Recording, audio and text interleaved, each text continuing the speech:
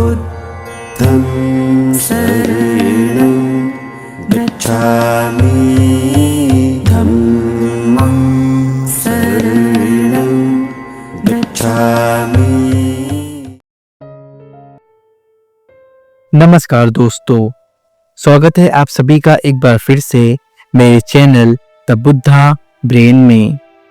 दोस्तों, बात उस समय की है जब तथागत गौतम बुद्ध ज्ञान प्राप्ति के बाद अपनी धम्म का प्रचार कर रहे थे।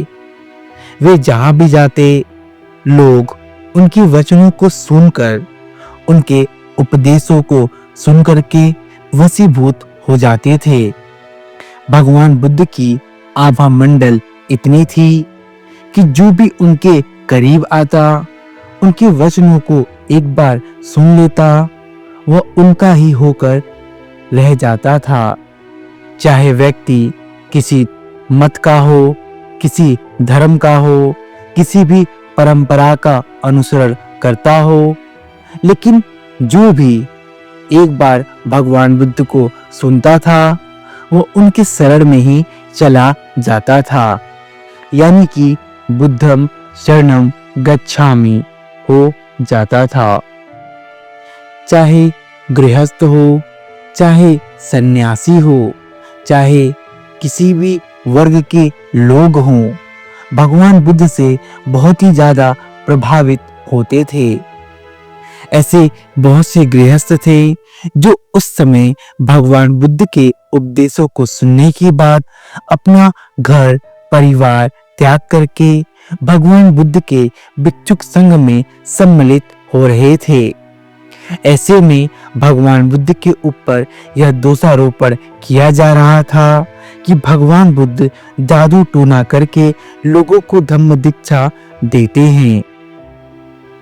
लोगों का कहना था कि भगवान बुद्ध एक जादूगर है, इसीलिए जो भी उनके करीब जाता है, उनके उपदेशों को सुनता है, उसके ऊपर भगवान बुद्ध जादू और टोना करते हैं, जिसके वशीभूत होकर लोग उनकी शरण चले जाते हैं।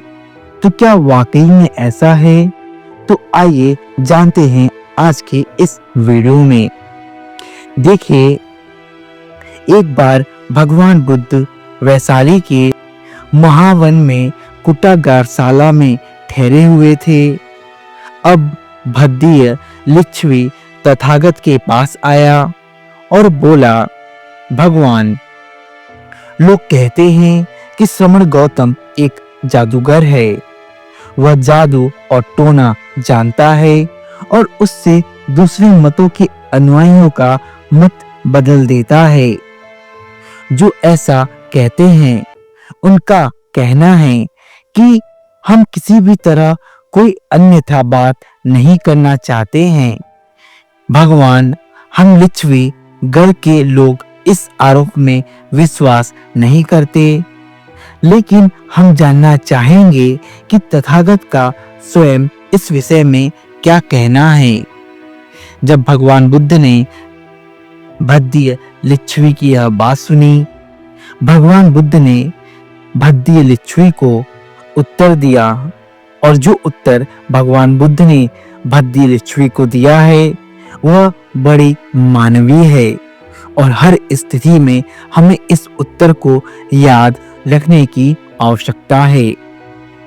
भगवान बुद्ध ने कहा, भद्दीय, सुनो, किसी बात को इसलिए मत मानो कि लोग कहते हैं, किसी बात को इसलिए मत मानो कि यह परंपरा से चली आई है, किसी बात को इसलिए मत मानो कि यह सुनी सुनाई है, किसी बात को इसलिए मत मानो कि यह धर्म ग्रंथों में लिखी हुई है, किसी बात को केवल इसलिए मत मानो कि वह तर्क यानी कि शास्त्र के अनुसार है, किसी बात को केवल इसलिए मत मानो क्योंकि वह ऊपरी तौर पर मान्य प्रतीत होती है, किसी बात को केवल इसलिए मत मानो कि वह अनुकूल दृष्टि की है, किसी बात को केवल इसलिए मत मानो कि वह ऊपरी तौर पर सच्ची प्रतीत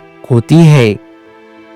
किसी बात को केवल इसलिए मत मानो कि वह किसी ऐसे आदरणीय व्यक्ति की कही हुई है जिसके बारे में तुम सोचते हो कि उसकी बात माननी ही चाहिए। लेकिन भद्दीय, यदि तुम अपने ही अनुभव से यह जान लो कि अमुक कर्म पाप कर्म है, या अमुक कर्म अकुशल कर्म है, या अमुक कर्म विज्ञ पुरुषों द्वारा निषिद्ध है और अमुक कर्म हानिकर है, तो भद्दीय तुम ऐसे कर्म का त्याग कर दो। तो देखिए, भगवान बुद्ध ने जो यह बातें भक्ति को कही, यही बातें भगवान बुद्ध ने कलाम सूत्र में कलाम को दी थी। और यह जो सूत्र है यह काफी प्रचलित और फेमस सूत्र है, क्योंकि भगवान बुद्ध का यह सूत्र, भगवान बुद्ध की जो ये शिक्षाएं हैं, ये हमें सही और गलत का निर्णय करने के लिए मदद कर सकती है। क्योंकि यदि हम भगवान बुद्ध के इस उपदेश का अनुसरण करें तो हम किसी भी चीज पर ऐसे ही व्यर्थ में विश्वास नहीं कर सकते।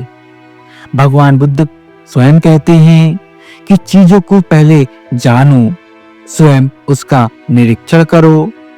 यदि बुद्धि की कसौटी पर वह खरी उतरे और वह सत्य लगे, तभी किसी बात को स्वीकार करो, अन्यथा उस बात को छोड़ दो।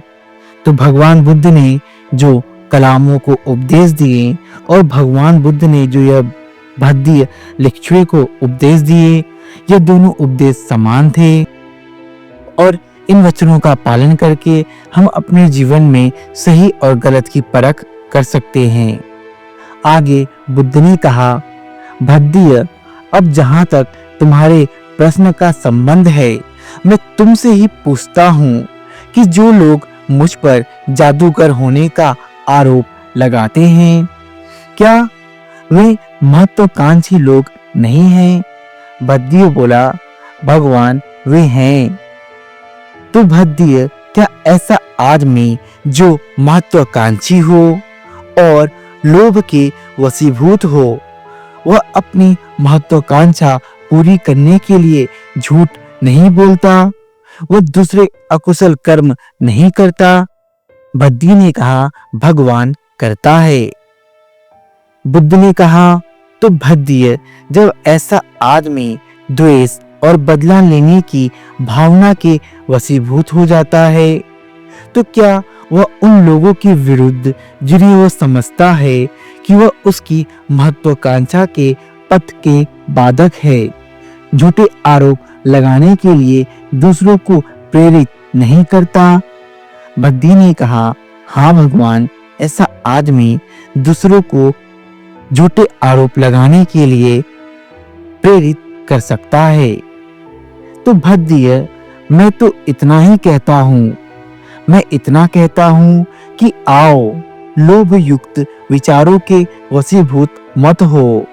यदि तुम उन पर काबू रखोगे तो तुम मन, वचन, कर्म से कोई ऐसा कर्म नहीं करोगे जिसके मूल में लोभ हो, द्वेष हो, मोह हो और अविद्या हो। हे भद्दीय, मैं बस यही कहता हूँ कि कोई भी ऐसा कार्य न करो जो अविद्या के वशीभूत है। इसलिए भद्दीय, जो श्रमण ब्राह्मण मुझ पर यह आरोप लगाते हैं कि श्रमण गौतम एक जादूगर है, वह जादू और टोना जानता है और उससे दूसरों मतों के अनुयायियों का मत बदल देता है, वे झूठे हैं और मृषावादी हैं। इसलिए भद्दीय, इन सब बातों पे ध्यान देना व्यर्थ है। एक बुद्धिमान व्यक्ति जो भी स्वयं के अनुभव से सत्य और असत्य का निरीक्षण कर सकता है, सत्य और असत्य का अनुभव कर सकता है, वे कभी भी इन व्यर्थ की बातों पर ध्यान नहीं देगा। इसीलिए किसी भी बात को मानने से पहले उसका निरीक्षण करना आवश्यक है। जब भद्दी ने भगवान बुद्ध की ये बातें सुनी, भद्दी ने कहा, भगवान, आपका यह जादू बड़े भाग्य की बात है।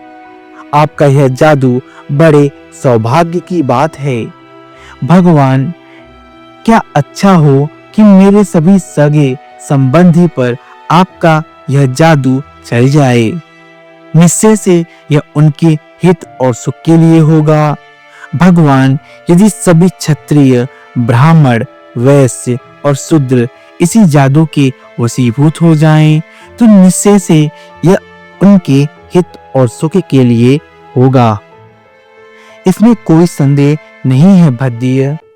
यह बात निश्चित है भद्दीय कि यदि इस जादू के वशीभूत होकर सभी अकुशल कर्मों का त्याग कर दे तो यह संसार के हित और सुख के लिए है। तो देखिए, भगवान बुद्ध पे जो यह दोषारोपण किए गए कि भगवान बुद्ध एक जादूगर हैं और वे जादू टोना करते हैं, तो यह बात बिल्कुल भी गलत है। बल्कि सच्चाई यह है कि भगवान बुद्ध एक ज्ञानी हैं। उन्होंने महान तपस्या के बाद बुद्धत्व की प्राप्ति की।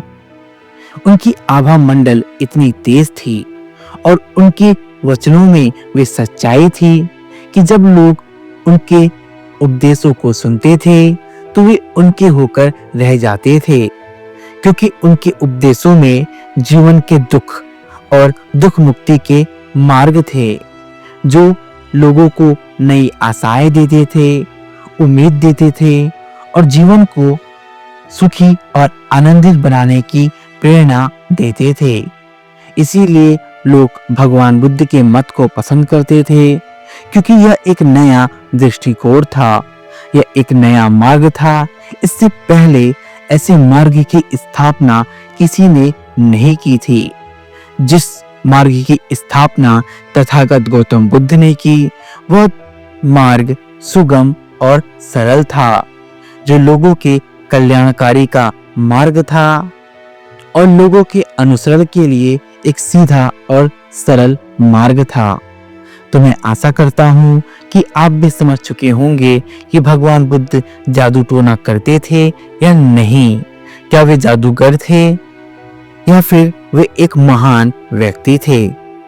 यदि आपको ये वीडियो पसंद आई तो वीडियो को लाइक और शेयर अवश्य करिएगा और अपनी राय कमेंट बॉक्स में जरूर दीजिएगा। यदि आप मेरे चैनल पर नए हैं तो मेरे चैनल को सब्सक्राइब कर लीजिए। मेरे साथ मेरे चैनल द बुद्धा ब्रेन में बने रहने के लिए आप सभी का धन्यवाद।